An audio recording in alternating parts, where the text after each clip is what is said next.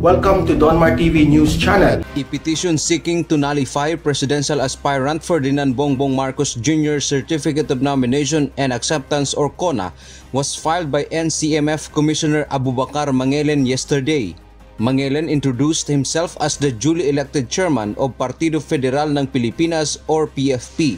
Thus, COMELEC spokesperson Director James Jimenez says if the petitioner's plea will be granted, Marcos will be an independent candidate, which seems as he did not join the PFP. Particularly important here ay yung answer ng respondent, no? Because the respondent will have to file an answer. Now, whatever anyone else says, right? If they're not part of this case, then doesn't really matter. Jimenez added, based on the process, they will issue summons to the respondent and ask to file a response to the complaint. The preliminary conference will be scheduled afterwards. Same procedure. Ang hinihingi niya kasi is declaration of nullity ng CONA and disqualification. So, katulad lang ng pangkaraniwang proseso lang, no? Katulad ng ibang dinidescribe natin. Magkakaroon tayo ng summons, magkakaroon ng opportunity to answer. Meanwhile, in a statement released by Partido Federal ng Pilipinas Regional Chairpersons, they call all complaints against BBM as black propaganda. They also added that their support with their standard bearer will be relentless. Yung mga nasa Pusi Wing susuporta sa akin, magpapasalamat ako para ma-unite ulit yung BDP. Sinusubukan umano ngayon ng presidential aspirant na si Senator Manny Pacquiao na ayusin ang sigalot sa ruling party na Partido Demokratiko Pilipino Lakas ng Bayan o PDP Laban. Ngunit kung magkakaisa muli ang partido, ayon sa senador, dapat daw tanggalin bilang opisyal ng partido si Energy Secretary Alfonso Cusi na siyang presidente ng PDP Laban Cusi Wing. Si Cusi, tanggalin na sa opisyal sa PDP kung may katungkulan man siya. Kasi nadadamay yung mga members na iba. Kasi may vested interest siya eh. Secretary ka ng energy. May problema pa tayo sa kuryente, tapos politika ng politika. Magserbisyo ka, maghanap ka ng paraan para mapamura mo yung singil ng kuryente.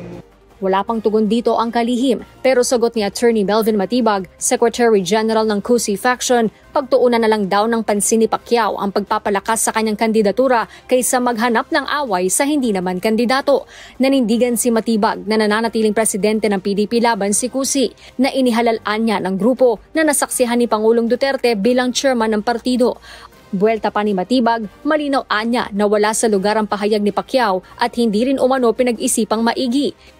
Sa ngayon, wala pang inaanunsyo ang PDP Laban Cusi Wing kung sino na ang susuportahan ng grupo matapos ang pag-atras ni Senator Christopher Bongo sa pagkapangulo.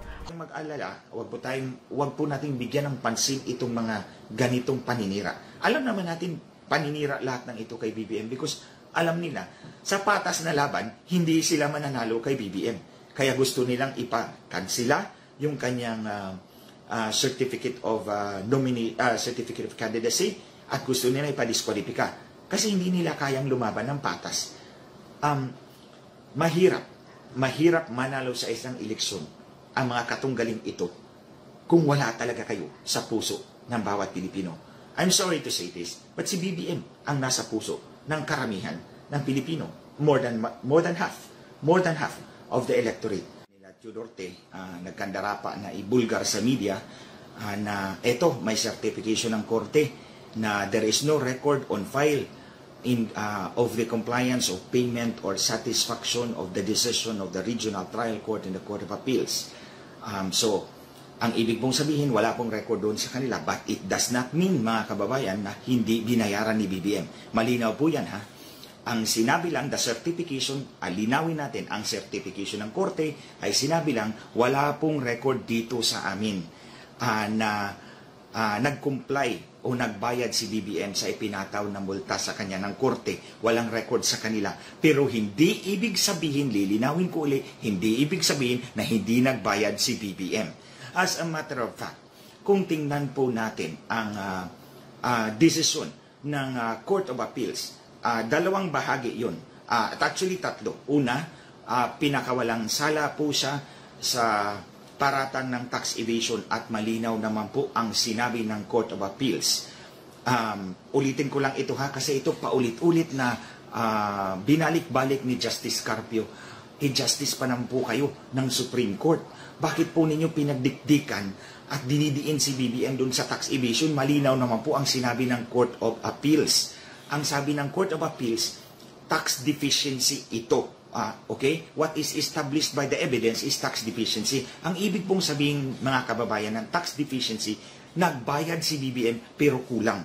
Ito po yung under the withholding tax system natin. Dahil dati, nag-vice governor siya, then nag-governor po siya. As a matter of fact, kung babasahin niyo yung decision, yung passbook niya, kung saan dinideposito ang kanyang sahod, ay hawak ng kanyang staff. So therefore, yung nagpiprepare ng kanyang income tax return ay hindi si BBM, kundi yung kanyang mga tao. So naturally, ganun din naman ang mangyayari. When I was congressman, ang nagpiprepare ng income tax ko ay yung staff ko.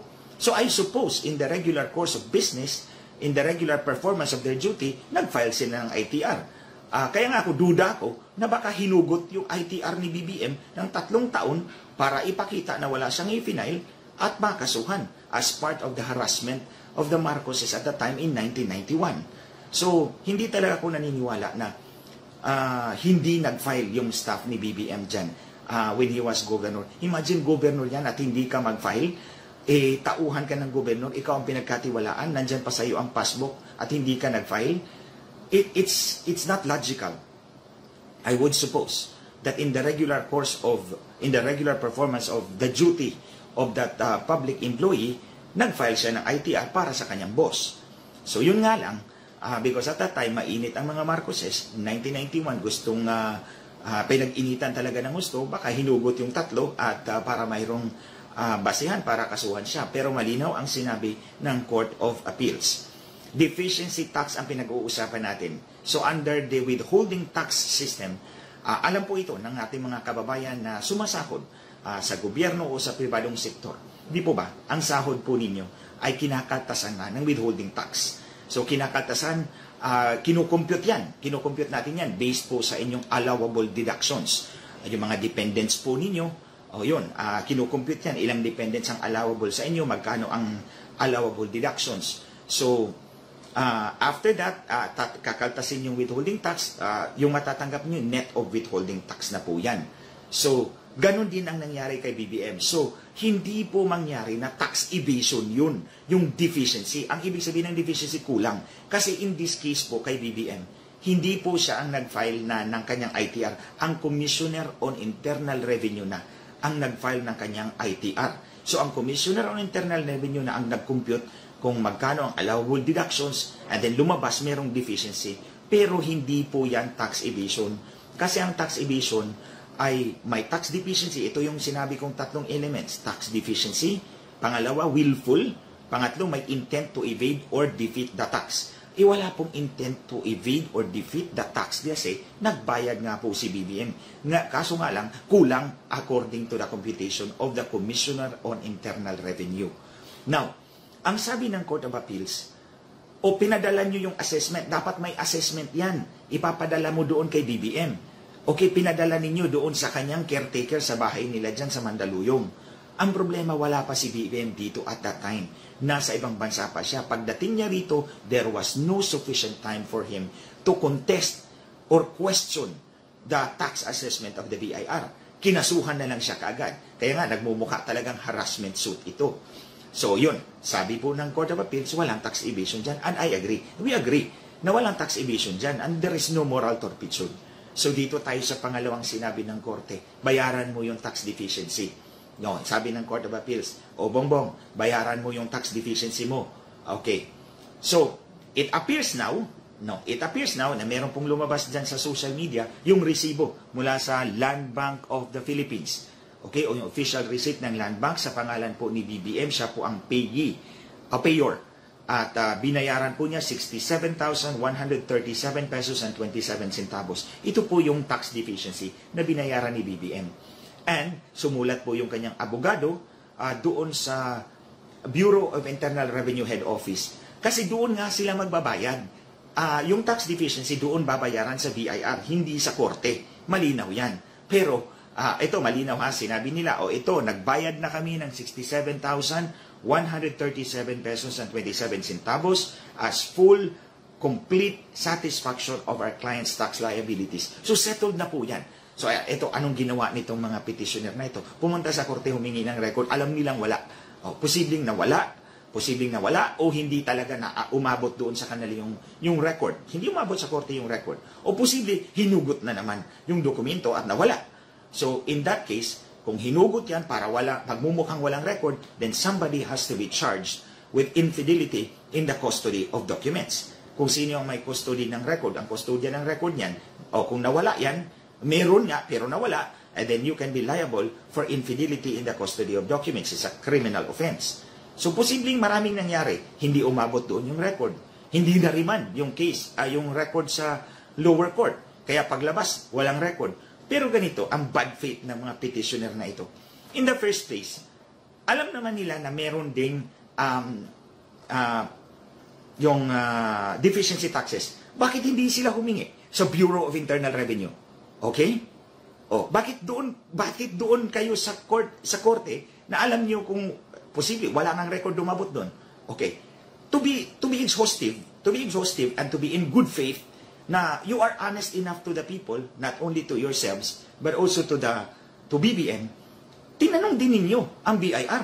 Hindi yung as soon as you obtain a record na walang record sa korte, pabor sa inyo, you will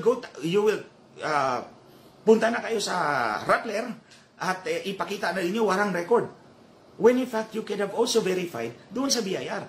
And ngayon, may paruweba, may patunay si BBM na binayaran yung deficiency taxes niya sa BIR, which is the right thing to do. Dapat doon sa BIR nga babayaran. And then yung BIR, ipaalam sa korte. It's the BIR who should inform the court na, nabayaran na ito. Natanggap namin ito because ang BIR ang tumanggap ng pera. So si BIR ang dapat magpapaalam sa korte. O kung hindi ginawa ng BIR yan, hindi kasalanan ni BBM yan. Okay? So ito ngayon. Iyon na, makikita po natin yung bad faith ng mga taong ito. Yung bad faith na sa halip na tanungin mo ang lahat ng pwede mong tanungan kung totoo ba talagang nabayaran. And alam naman nila ito na part of the order of the Court of Appeals is doon mo babayaran sa Bureau of Internal Revenue. So dapat doon kayo nagtanong sa Bureau of Internal Revenue, nabayaran ba ito? Hindi sila nagtanong doon. Doon sila nagtanong sa korte na walang umabot na record doon para meron silang pang media millage. Meron na naman silang paninira kay BBM. You see kung gaano sila ka bad faith, gaano ka deceptive yung kanilang pamamaraan, basta masira na nila si BBM. That's not fair. I appeal to these petitioners. It's never fair to you and to all of us. Kung you have the means naman, alam nyo yan, you have the means to check with the BIR, dapat ginawa ninyo yan bago kayo nag-news dyan. Okay? So ayan, may resibo, pinakita si BBM na binayaran yan sa Court of Appeals, sa BIR, December 27, 2001 pa.